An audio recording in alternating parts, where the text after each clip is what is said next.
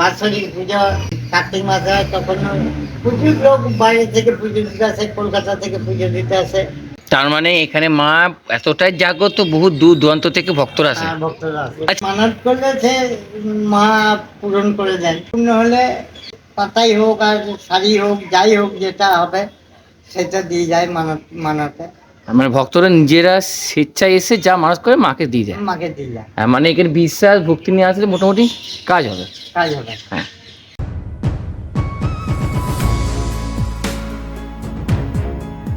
আজকে আমি এসেছি পানাগড়ে কঙ্কেশ্বরের মায়ের মন্দিরে। এই মায়ের মন্দিরটি কতটা জাগ্রত এবং এই মায়ের মন্দিরটিকে ঘিরে কী রহস্য আছে, কী মাহাত্ম্য আছে, সব কিছু জানতে পারবে এই ভিডিওটি থেকে। তাই তোমরা এই ভিডিওটি প্রথম থেকে শেষ অবধি দেখতে থাকো। এটি হচ্ছে পানাগড়ের কাঁকসা থানা, আর এই থানার ভেতরে ঢুকতেই ডান দিকেই হচ্ছে কঙ্কেশ্বরের মায়ের মন্দির।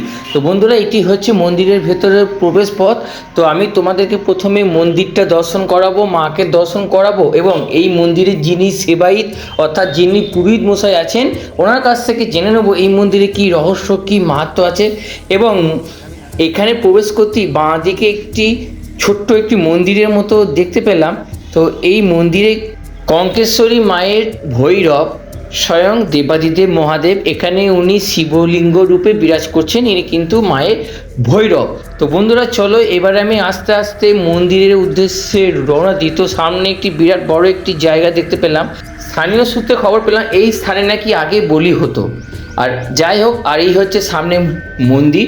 তো মন্দিরে যাব, মাকে দর্শন করব, এবং এখানকার কি রহস্য, কি মাহাত্ম্য, এবং বহু দূর দূরান্ত থেকে ভক্তরা নিজেদের দুঃখ কষ্ট নিয়ে এই মায়ের কাছে আসে। বিশেষ করে আমাবস্যা তিথিতে এখানে বিরাট ধুমধাম করে পুজো হয়, মানুষ মানত করে এবং মনস্কামনা পূর্ণ হয়।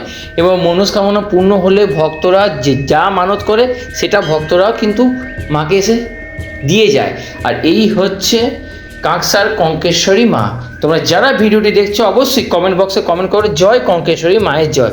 তো বন্ধুরা চলো তোমাদেরকে আমি মন্দিরের আরও চারধারটা একটু ঘুরে দেখিয়ে দিই।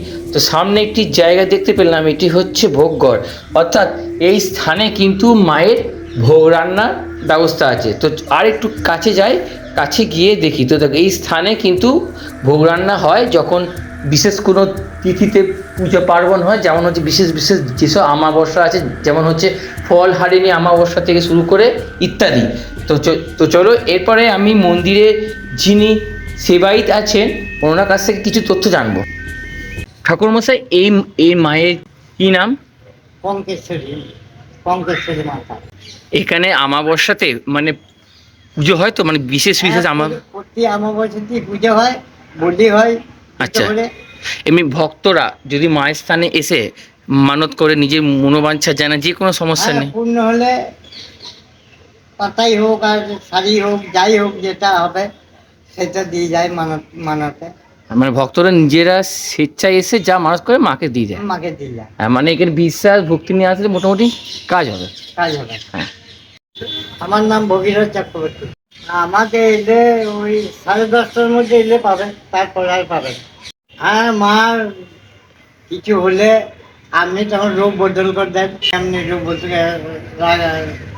কোনখানে কিছু হলো তো দেখা গেল যে মার সেখানে অ্যাক্সিডেন্ট, প্রায় অ্যাক্সিডেন্ট হয়, প্রায় যখন মা উগ্র মুক্তি ধরে তখন প্রায় অ্যাক্সিডেন্ট হয়। সেই সময় মাকে কি মানে শান্ত করার জন্য কি করতে হয়? এমনি পুজো আচ্ছা দিতে হয়, পুজো করতে হয়, তারপর ঠান্ডা হয়। মানে কোনো অন্যায় হলে মা সেটাকে ইয়ে করে দেয়। এবার সেটা আপনারা বুঝতে পারেন, তখন সেইভাবে মাকে পূজা অর্চনা দেন। আর এই মায়ের মানে এই মায়ের মন্দিরটা কবে প্রতিষ্ঠা হয়েছিল? ও আমি জানি না, প্রায় 30 বছর হবে। আচ্ছা। আমি তো এমনিতে 30 বছর আছি, আরো আগে এখানে তাল পাকার কুড়িতে আসতো, দিতে আসতে চায়, ফোন নাম্বার সবাইকে দিয়ে আছে, যখন যার দরকার হয় তখন সে পূজাটা নিয়ে আসে।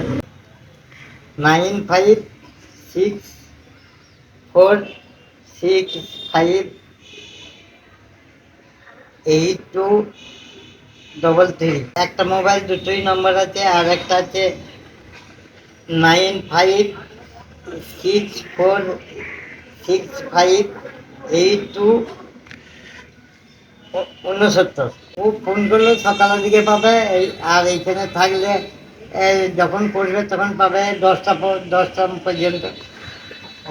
প্রতিদিন ভোগ হয় না, আমাবস্যায় ভোগ হয় প্রতিদিন, প্রতি আমাবস্যায়। ঠাকুরমশাই, এখানে মায়ের যে পুজো, এটা কি তন্ত্র মতো হয় তো, না এমনি বৈদিক মতে মায়ের পুজো হয়? আর তান্ত্রিক মতেই হয়।